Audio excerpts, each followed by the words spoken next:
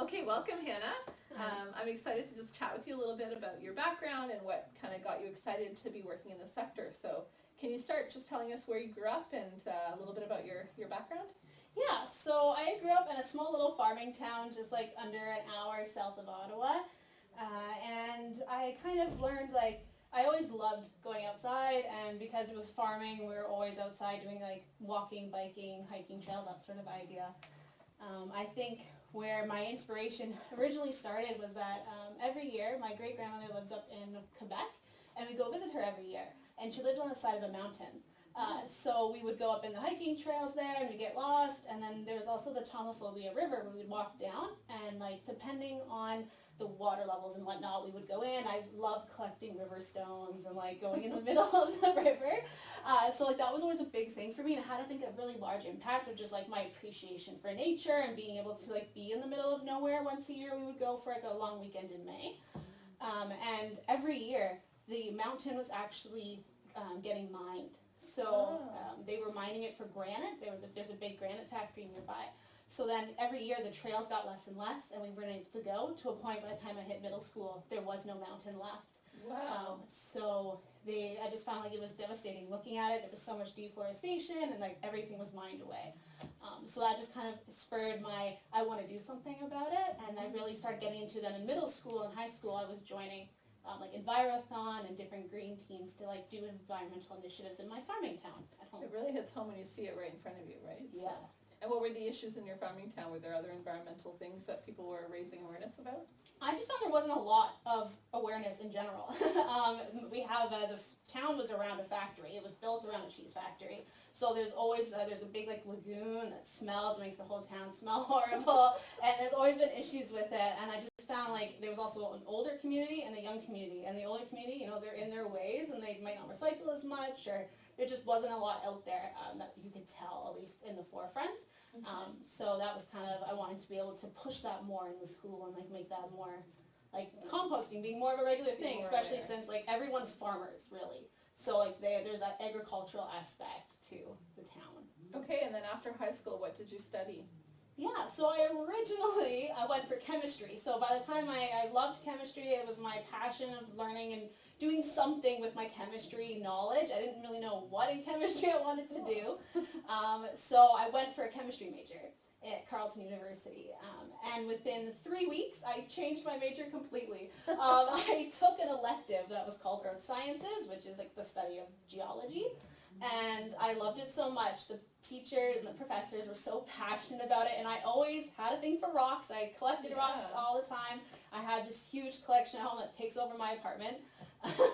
So within 3 weeks of my first year of university, I fully switched my major from chemistry to earth sciences. Great. And so that's what I studied with, and then the more I did earth sciences, the more I realized I actually liked the physical geography aspect, so studying the land, the soils, the water. And so I mixed the two together and had a combined major. So in the end, I ended up graduating with an earth science degree with physical geography major as well. Okay, great. And did you do any other volunteer work on the environment when you were in university? I didn't do too much in volunteering. A little bit what I did is I did volunteer with the Rideau Valley Conservation Authority. So they do headwater sampling every spring. So I did a couple years where I would go in and help with that, and we would just travel to different ditches around the watershed and take different measurements. So that was one thing I did for a couple summers, as well as I was very involved with QGESA, which is the Geography Student Association that was part of the school. And so we actually had a little kind of awareness club for all of the geography department students, and we would put on events and host retreats and just try to make a community of all of the first to fourth year students, and kind of bridging that gap, so they're not that scary because they're a fourth year student or master's student versus your first year at university. So I was the president of that association for 3 years in my undergrad. Okay, great. Well, that explains why you're so good at helping people feel welcome and encouraging new interns. So tell me a bit about your job after your degree, how you transitioned into the sector. Yeah, so funny story. I actually started with you guys. So I graduated right at the beginning of the pandemic.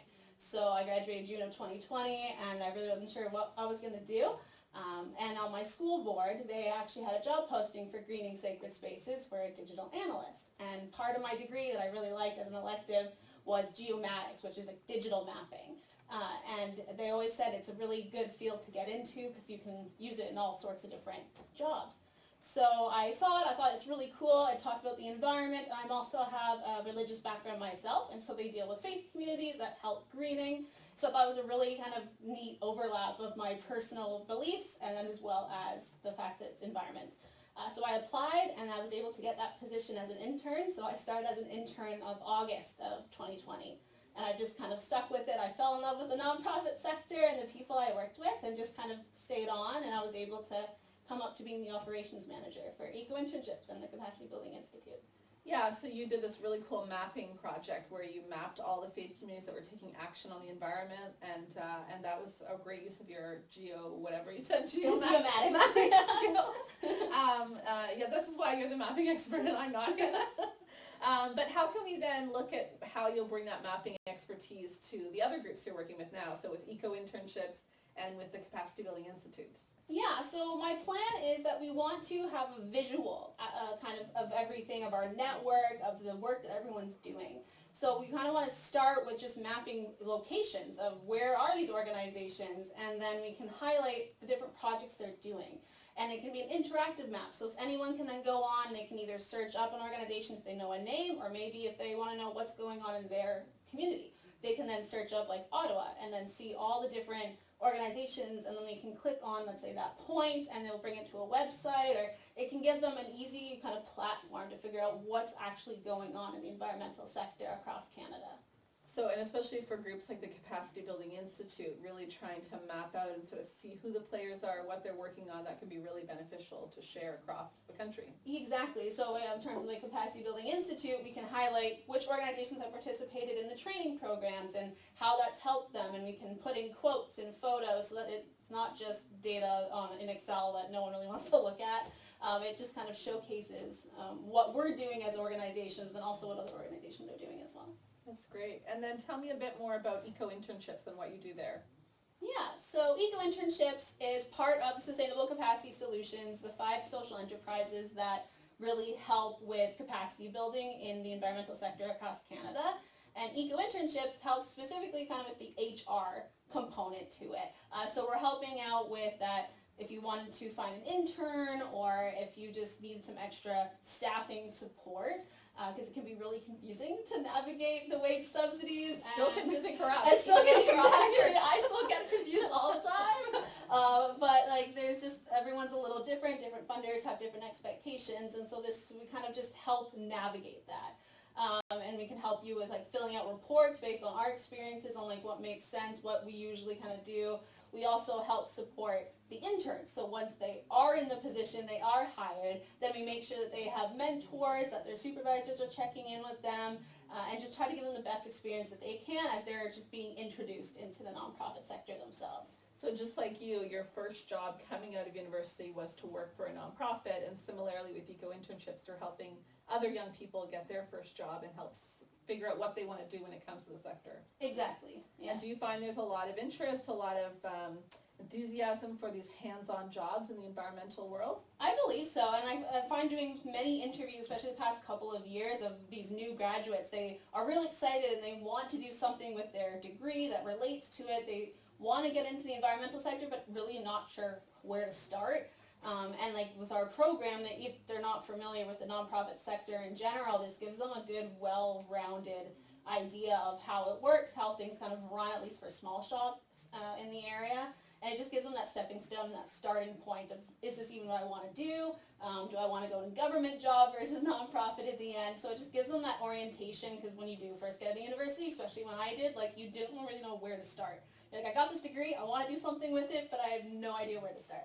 And I guess for some interns, if they're alone in their job, or if they have one other person, or they're the only staff people, it can feel really lonely. So how does Eco-Internships really help to build that community? Yeah, so part of it is the training, where all of the interns that are taking part in the training program, we encourage them to work together, to network. We have a shared Facebook page so they can contact each other that way. We have a mentor, so then that way if they have questions or they're struggling with something, they can go to their mentor to give them some extra advice, career development, that sort of idea. We also highly encourage pairing interns. So if the organization can afford it and they can get the subsidies, we try to always say hire 2 interns to work together. But if that's not the case, we usually try to partner them with at least one other intern that's also alone in their job, or if they might be the only staff. That way they have someone they can bounce ideas off of. And then we also just have our managers and mentor supports in general that we just tell them, use those services, use us, like we are here for you, and we encourage those interactions. Yeah, and I find another really great benefit is that we get to know the interns a lot better because they're working through Eco-Internships. And then when they're finished their internship, there might be an opportunity for them to go work at a different organization or provide a reference or just help them build their career in the sector. Exactly. Great. Well, thanks, Hannah. I really appreciate your time today. No problem.